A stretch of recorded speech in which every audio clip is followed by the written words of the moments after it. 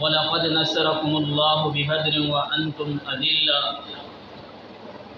بے شک اللہ تبارک و تعالیٰ نے تمہاری مدد کی بدر میں، حالانکہ تم کمزور تھے، تعداد میں کم تھے۔ الخبیثات للخبیثین والخبیثون للخبیثات والطیبات للطیبین والطیبون للطیبات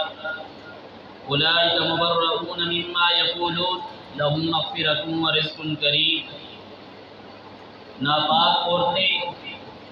ناپاک مردوں کے لیے اور ناپاک مرد ناپاک عورتوں کے لیے ہیں، پاکیزہ مرد پاکیزہ عورتوں کے لیے اور پاکیزہ عورتیں پاکیزہ مردوں کے لیے ہیں، اور وہ اس سے بری ہیں جو وہ کہتے ہیں، ان کے لیے بخشش اور عزت کی روزی ہے۔ نبی کریم صلی اللہ علیہ وآلہ وسلم نے فرمایا، فتح مکہ کے بعد سے ہجرت نہیں اور جہاد جو ہے وہ قیامت تک جاری رہے گا۔ دوسری حدیث میں آپ صلی اللہ علیہ وآلہ وسلم نے فرمایا کہ جب تم جہاد کو چھوڑ دو گے، اللہ تبارک و تعالیٰ کی ذات تمہارے اوپر ذلت کو مسلط کر دے گی۔ تیسری حدیث جو میں نے تلاوت کی، جناب نبی کریم صلی اللہ علیہ وآلہ وسلم سے حضرت عائشہ صدیقہ رضی اللہ تعالیٰ عنہ سے فرمایا، اے عائشہ، یہ جبریل امین ہے جو آپ کو سلام پیش کر رہی ہے۔ حضرت عائشہ رضی اللہ تعالیٰ عنہ نے سلام کا جواب دیا اور فرمایا، وہ تو مجھے دیکھ رہی ہے، میں ان کو نہیں دیکھ رہا۔ چوتھی حدیث میں نبی کریم صلی اللہ علیہ وآلہ وسلم نے فرمایا، اے علی، آپ کی مثال ہارون علیہ السلام کی طرح ہے، بس فرق یہ ہے کہ موسیٰ علیہ السلام کے بعد ان کے بھائی ہارون علیہ السلام نبی تھے، اور میں آخری نبی ہوں، میرے بعد کوئی اور نبی نہیں ہے۔ ماہ رمضان المبارک کا یہ مقدس مہینہ اپنی آب و تاب کے ساتھ جاری اور ساری ہے۔ اس کا پہلا عشرہ گزر چکا ہے، دوسرا حصہ بھی آدھی کے قریب ہے۔ اس ماہ مقدس کے اندر، اسلامی تاریخ کے اندر بہت سارے ایسے اہم اور کئی واقعات پیش آئے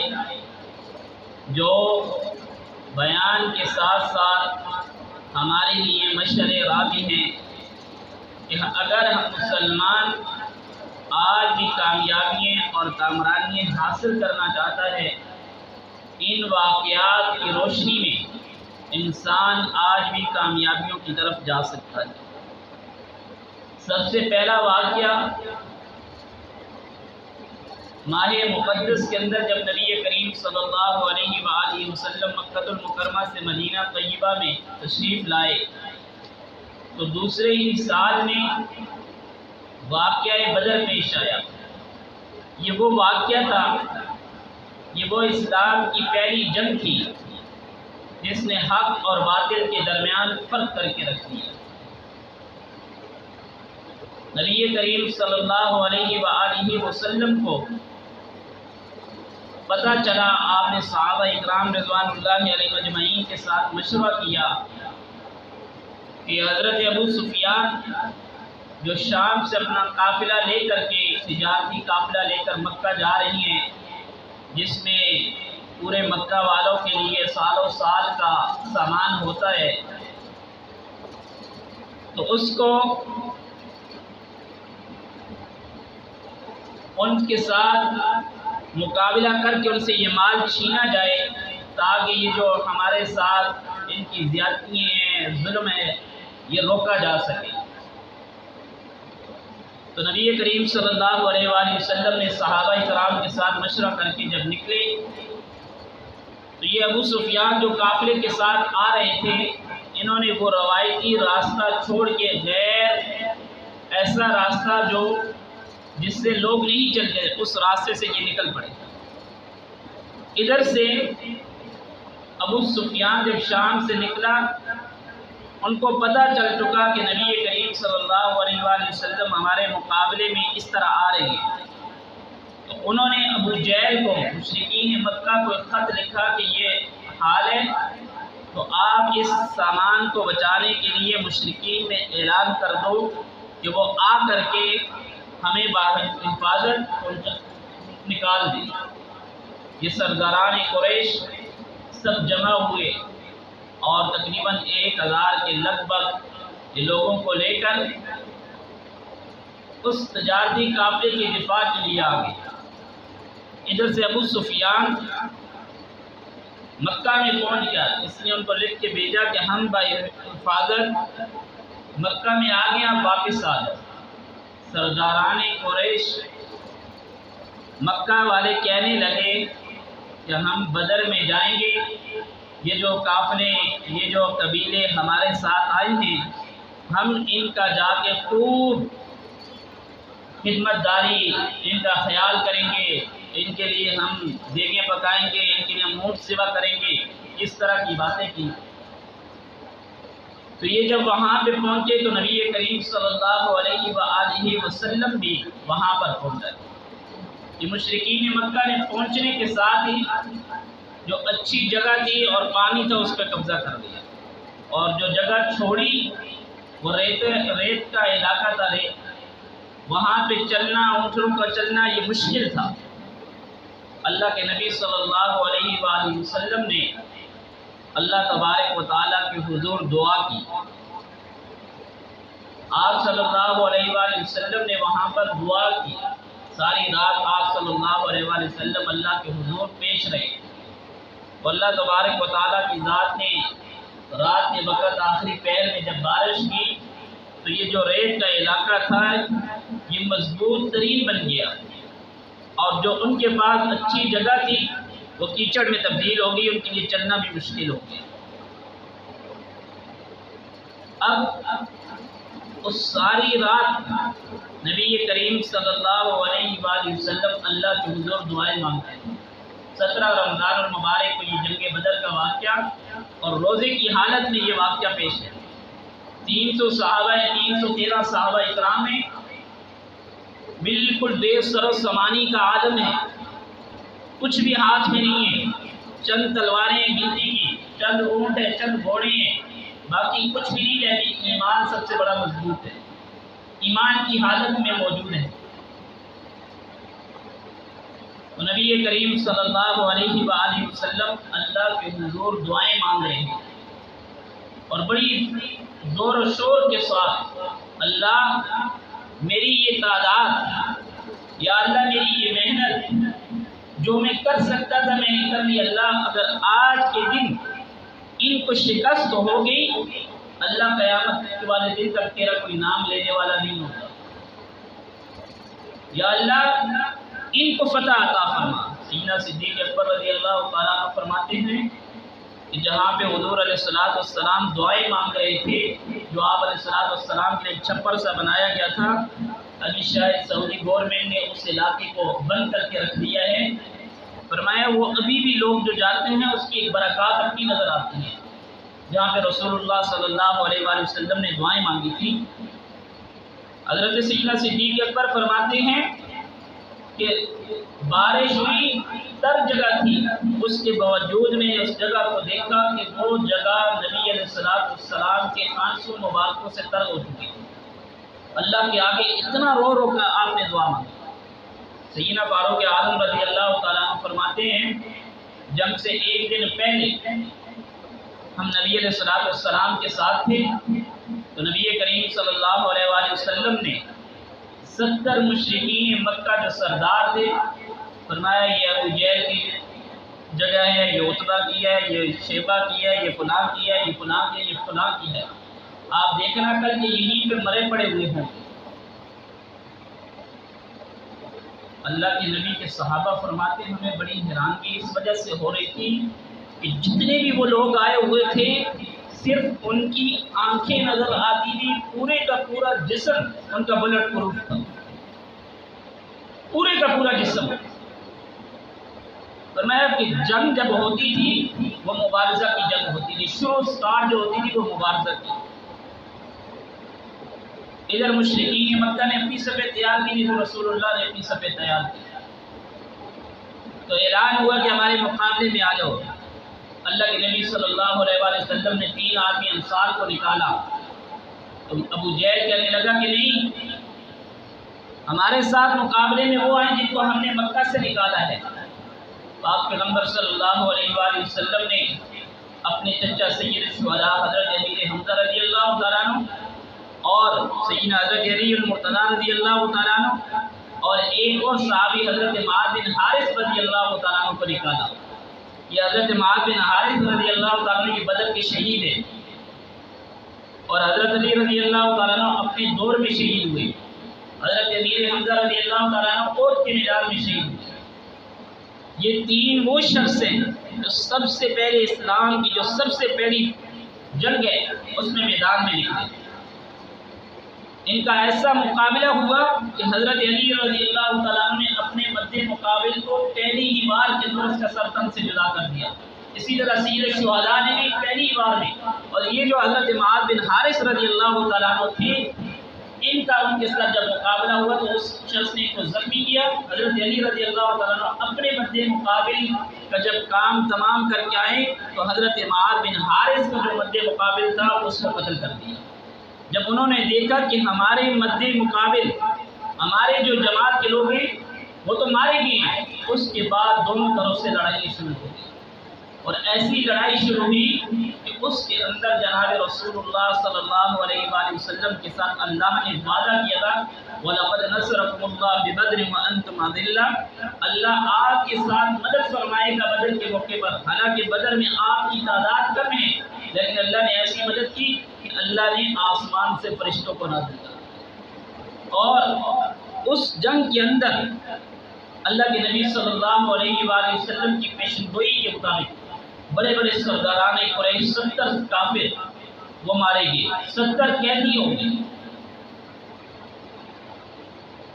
یہ جو سرداران قریش تھے ان میں ابو جہل اس کے متعلق آتا ہے، یہ بڑا متکبر بڑا فرعون تھا، اور رسول اللہ نے فرمایا یہ موسیٰ کے فرعون سے بھی بڑا فرعون ہے۔ اس کو مارنے والے 2 کم سن بچے تھے، یہ واقعات آپ نے سنے ہوں گے، 2 کم سن بچے تھے۔ تو یہ جس وقت حضرت عبداللہ بن مسعود رضی اللہ تعالیٰ عنہ چھوٹے سے قد کے تھے، حضرت عبداللہ بن مسعود بڑے کمزور سے تھے، اور ہر وقت رسول اللہ صلی اللہ علیہ وآلہ وسلم کے خدمتگار، ان کے خدمت میں رسول اللہ کی کیا خدمت تھی؟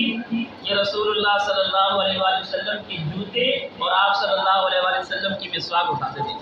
صاحب السواک والنعلین ان کو کہا جاتا ہے۔ یہ ہمیشہ رسول اللہ کے ساتھ تھے،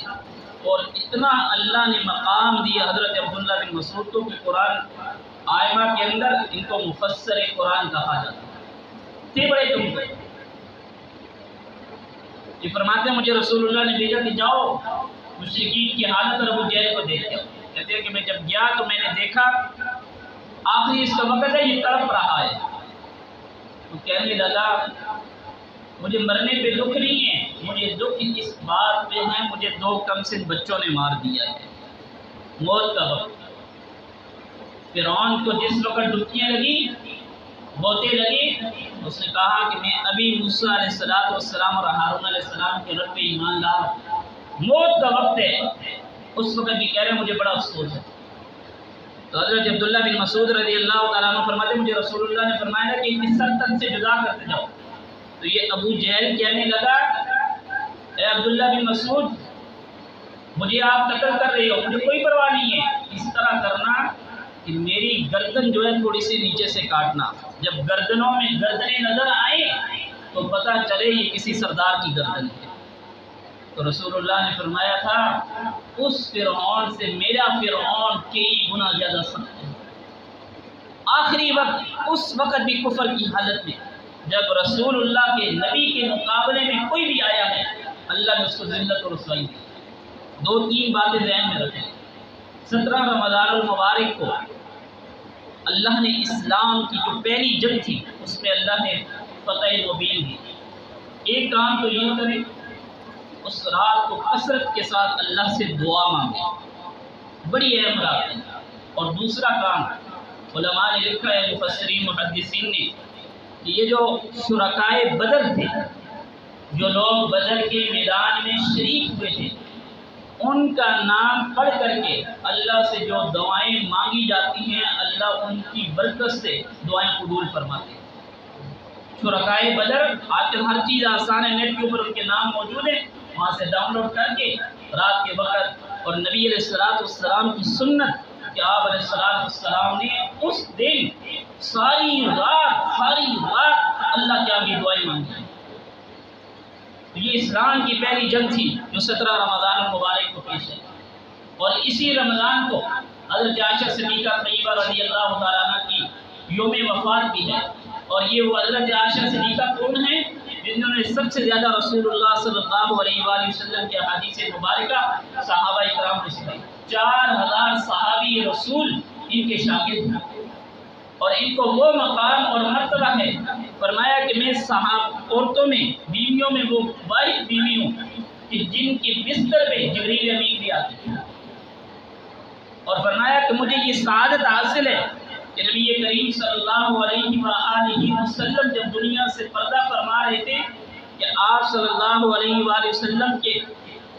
زبان مبارکہ پہ، آپ کے پیٹ میں جو آخری چیز تھی وہ حضرت عائشہ رضی اللہ تعالیٰ عنہ نے رسول اللہ صلی اللہ علیہ وآلہ وسلم کو مسواک چبا کے دی، اور آپ صلی اللہ علیہ وآلہ وسلم نے وہ مسواک اپنے دانتوں میں ماری، اور آپ صلی اللہ علیہ وآلہ وسلم نے دنیا سے پردہ فرما دیا۔ اور آپ صلی اللہ علیہ وآلہ وسلم کا جہاں پہ آپ آرام فرما رہے ہیں، یہ حضرت عائشہ صدیقہ رضی اللہ تعالیٰ عنہ کا حجرہ ہے، اور حضرت عائشہ صدیقہ رضی اللہ تعالیٰ عنہ پہ الزام لگا، تہمت لگی، اللہ نے قرآن میں صفائی کے لیے 18 آیات مبارکہ کو نازل کر دیا۔ یہ مومنوں کی ماں ہے حضرت عائشہ صدیقہ رضی اللہ تعالیٰ۔ اور اسی بدر کے دن جب نبی کریم صلی اللہ علیہ وآلہ وسلم فتح کے بعد آئی تو آپ کی بیٹی حضرت رقیہ رضی اللہ تعالیٰ عنہ جو حضرت عثمان بن عفان رضی اللہ تعالیٰ عنہ کے نکاح میں، حضرت عثمان بن عفان رضی اللہ تعالیٰ عنہ کے نکاح میں تھی، جب حضور علیہ السلام جا رہے تھے تو یہ بیمار تھی، بڑی شدید بیمار تھی۔ تو حضرت عثمان نے کہا، حضرت عثمان کو حضور نے فرمایا، عثمان آپ ان کی خدمت داری کے لیے یہاں پہ رک جاؤ، آپ نے نہیں جانا ہے۔ فرمایا اللہ کے نبی پہلا معرکہ ہے، لوگ کیا کہیں گے؟ فرمایا کہ حضرت عثمان اللہ بھی اور میں محمد بھی آپ کو شرکائے بدر کے اندر شامل کریں گے، آپ اپنی بیوی کی خدمت کرو، اللہ آپ کو شرکائے بدر میں شامل کریں گے۔ رسول اللہ صلی اللہ علیہ وآلہ وسلم کو وہاں پہ یہ پیشن گوئی ملی، آپ کو فتح ملی، صحابہ اکرام کے ساتھ رسول اللہ واپس آ رہے ہیں۔ تو جب آنے والوں نے مدینہ طیبہ کے اندر یہ پیشن گوئی، یہ خوشخبری سنائی کہ حضور علیہ السلام کو فتح مل چکی ہے، تو ایک صحابی آئے، فرمایا اللہ کے نبی آپ کی بیٹی جو ہے وہ تو دنیا سے پردہ فرما چکی ہے۔ رسول اللہ صلی اللہ علیہ وآلہ وسلم گھر کے بجائے، مسجد کے بجائے سیدھے ان کی قبر پہ آئے، اور قبر پر آ کر پتہ چلا کہ صحابہ اکرام نے جو حضرت عثمان رضی اللہ تعالیٰ عنہ کے ساتھ ساتھی تھے، انہوں نے ان کی قبر کے اوپر مٹی ڈال دی ہے۔ صحابہ اکرام نے کہا اللہ کے نبی اگر آپ اجازت دیں تو ہم آپ کو ان کے اوپر سے مٹی اتار کر کے آپ کو دکھا دیں۔ حضور نے فرمایا اب جائز نہیں ہے، جب مردے کے اوپر مٹی ڈال دی ہے اب اس کو دوبارہ نہیں۔ اے میری بیٹی جا، میں نے تجھے اللہ کے حوالے کر دیا ہے، کل قیامت والے دن میں تیرا دیدار ہوگا۔ نبی پہ ایسا وقت ہے، مشرکین مکہ کے تانے ہیں، سب کچھ ہے، سب کچھ اللہ کے نبی قربان کر رہا۔ یہ محبت ہے کہ اللہ کے نبی نے 10 سال کے دور کے اندر مدینہ طیبہ کے اندر، مدنی دور کے اندر جب مدینہ طیبہ میں آئی، پورے کا پورا مدینہ طیبہ اتنا تھا جتنی مسجد نبوی کی آج حدود ہے، اتنا مدینہ طیبہ تھا، لیکن جب اللہ نے اس جہاد کی برکت سے ایسی فتح مبین دی کہ 9 لاکھ کے اوپر، 9 لاکھ کلومیٹر کے اوپر اللہ نے پھر آپ کو وہ آپ کی زندگی میں وہ فتح ہوا، اور اس کے بعد جہاد کی برکت سے آدھی دنیا سے زائد پر صحابہ اکرام نے اسلام کا جھنڈا لے رکھا۔ اور اس کے ساتھ نماز جمعہ سے پہلے 2 چیزیں سن لیں کہ رمضان المبارک کے مقدس مہینے میں کیا کیا کام کرنے چاہیے۔ حضرت عبداللہ بن مسعود رضی اللہ تعالیٰ عنہ جن کا واقعہ میں ابھی بیان، حضرت عبداللہ بن عباس رضی اللہ تعالیٰ عنہ فرماتے ہیں مجھے نبی کریم صلی اللہ علیہ وآلہ وسلم نے فرمایا چچا میں آپ کو ایک گفٹ دیتا ہوں، ایک ہدیہ دیتا ہوں۔ اللہ کے نبی نے فرمایا، حضرت عبداللہ بن عباس نے فرمایا ضرور اللہ کے نبی، فرمایا کہ اس طرح کرو کہ یہ 4 رکعت نماز نفل روزانہ یا تو ہو سکے تو روزانہ ایک مرتبہ پڑھ لو، اگر روزانہ نہیں تو ہفتے میں نہیں تو مہینے میں نہیں سال میں، اگر سال میں بھی نہیں تو زندگی میں ایک بار پڑھ لو۔ صلاۃ التسبیح کا نام اس کو دیا جاتا ہے، صلاۃ التسبیح۔ اس کی فضیلت کیا ہے؟ بہت ساری فضیلتیں اس کی موجود ہے، ایک فضیلت میں آپ کو سنا رہا ہوں۔ اللہ کے نبی نے فرمایا اس کی سب سے بڑی فضیلت یہ ہے اللہ اس نماز کی برکت سے آپ کے پچھلے سارے صغیرہ اور کبیرہ گناہ معاف فرما دے، اور یہ کوئی مشکل بھی نہیں ہے۔ ہر رکعت کے اندر 75 مرتبہ سبحان اللہ والحمد للہ ولا الہ الا اللہ واللہ اکبر یہاں تک پڑھنا ہے۔ تیسرا کلمہ سبحان اللہ والحمد للہ ولا الہ الا اللہ واللہ اکبر۔ جیسے ہی آپ نے اس کی نیت شروع کی، ثنا پہلی رکعت میں آپ نے پڑھی، ثنا کے بعد 15 مرتبہ آپ اس کو پڑھیں، اس کے بعد سورۃ فاتحہ پہ سورت بھی پڑھی، پھر 10 مرتبہ اس کو پڑھی، یہ 25 مرتبہ ہو جائے گی۔ رکوع میں گئے تسبیح پڑھی سبحان ربی العظیم، وہاں پہ 10 مرتبہ پڑھے، یہ 35 ہو جائے گی۔ پھر رکوع کیا سمیع اللہ لمن حمدہ ربنا لک الحمد کیا، کھڑے ہو کر 10 مرتبہ پڑھے، یہ 45 ہو جائیں گے۔ پھر جب سجدے میں گئے تو سجدے میں سبحان ربی الاعلیٰ 3 مرتبہ پڑھنے کے بعد پھر اس کو 10 مرتبہ پڑھیں سبحان اللہ والحمد للہ، یہ 55 مرتبہ ہو جائے گا۔ پھر دونوں سجدوں کے درمیان جو ہم بیٹھتے ہیں اس میں 10 مرتبہ پڑھیں تو یہ 65 ہو جائے گا۔ پھر دوسرے سجدے کی تسبیح پڑھی، پھر 10 مرتبہ پڑھیں گے تو یہ پورے 75 ہو جائے گا، یہ کوئی مشکل بھی نہیں ہے۔ اور دوسری رکعت کے متعلق سن لیں کہ دوسری رکعت کے متعلق جب آپ کھڑے ہوں گے اس وقت آپ نے ثنا تو پڑھنی نہیں ہے، سورۃ فاتحہ سے پہلے 15 مرتبہ اس کو پڑھنا ہے، باقی وہی ترتیب ہے۔ اور جس وقت یہ پوری ہو جائے پھر تحیات پڑھنی ہے، درود شریف پڑھنا ہے، دعا پڑھ کے سلام پھیر کے اس کے بعد اللہ کی حضور دعا مانگنی ہے۔ یہ اس کا طریقہ ہے صلاۃ التسبیح کی نماز کی بہت ساری فضیلتیں ہیں، اور ہو سکے اس رمضان المبارک میں جو بقایا دن ہے، باقی دن ہے، اس میں اس کا اہتمام کریں، رات کے وقت دن میں مکروہ وقت نہ ہو اس میں پڑھیں۔ دوسرا ایک اہم مسئلہ صدقہ فطر کا ہے۔ یہ جو صدقہ فطر ہے ہمارے ہاں ایک عمومی رواج بن چکا ہے کہ ہم 28 یا 29 یا 30ویں رمضان کو یا عید سے آدھا گھنٹہ پہلے جا کے کسی غریب مسکین کو یک دیکھتے ہیں، اس کو دے دیتے ہیں۔ نہیں، جیسے ہی یکم رمضان شروع ہو گیا آپ اس وقت اس کو نکال سکتے ہیں، اور یہ 4 چیزوں میں ہے، گندم ہے، جو ہے، کھجور ہے، کشمش ہے۔ اس کے حساب سے ہر وہ شخص نکال سکتا ہے اور ہر اس شخص کو دے سکتے ہیں جو زکوٰۃ کا مالک ہے اور جو زکوٰۃ کا مستحق ہے، آپ اس کو دے سکتے ہیں۔ اپنے خاندان میں دیکھیں، اپنے رشتہ داروں میں دیکھیں، ان میں کوئی پڑوس میں ہے، کوئی دوستوں میں ہے، کوئی عزیزوں میں ہے، اس کو دے دیں۔ آپ صلی اللہ علیہ وآلہ وسلم نے فرمایا کہ یہ جو صدقہ فطر نکالا جاتا ہے اس کی 2 برکتیں، 2 وجہ ہیں۔ ایک تو یہ ہے کہ پہلی وجہ یہ ہے کہ جو ہمارے دوست احباب میں، رشتہ داروں میں، عزیزوں میں ایک ایسا موقع عید کا آتا ہے وہ ان چیزوں کو پورا نہیں کر سکتے، غریب ہوتے ہیں، ان کے ساتھ مالی طور پہ تعاون ہو جاتا ہے، وہ عید کی خوشیوں میں شامل ہو جائیں گے۔ ایک ثواب تو یہ ہے، اور دوسرا جو ثواب ہے کہ یہ نکالا کیوں جاتا ہے، صدقہ فطر نکالا کیوں جاتا ہے؟ فرمایا یہ اس لیے نکالا جاتا ہے جو رمضان المبارک کے مہینے میں ہم سے غلطیاں کوتاہیاں ہو جاتی ہیں، کمی زیادتیاں ہو جاتی ہیں، غیبت ہو گئی، چغلی ہو گئی، کوئی بہتان ہو گیا، کوئی ہم سے گناہ ہو جاتے ہیں۔ فرمایا یہ ان کے کفارے کے طور کے اوپر یہ ادا کیا جاتا ہے کہ یہ ادا کریں گے، اللہ اس کی برکت سے جو رمضان کے مہینے میں غلطیاں کوتاہیاں کمی زیادتی ہوئی ہیں اللہ ان کو معاف کر دے گا۔ تو اس لیے اس کو رمضان المبارک کے لیے آج کل میں 2-3 دن کے اندر عید سے پہلے عید کی نماز سے پہلے اس کو ادا کرنا لازم ہوتا ہے۔ اللہ سے دعائیں کہ اللہ تبارک و تعالیٰ کی ذات ہمیں ان باتوں پر عمل کی توفیق عطا فرمائے۔ وآخر دعوانا